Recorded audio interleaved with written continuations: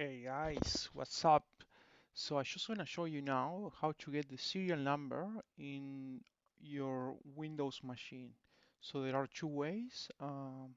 One is using command prompt, and this might or might not work, depends on your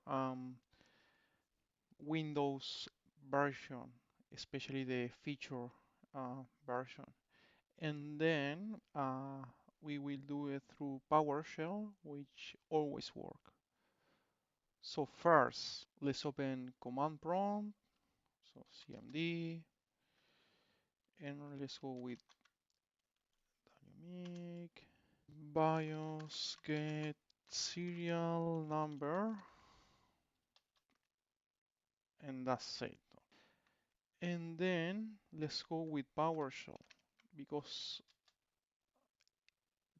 this command might not work because Windows is getting rid of wmic.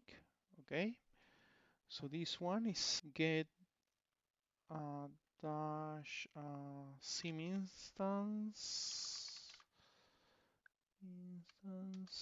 and then let's do win32 score BIOS, let's pipe, select serial number.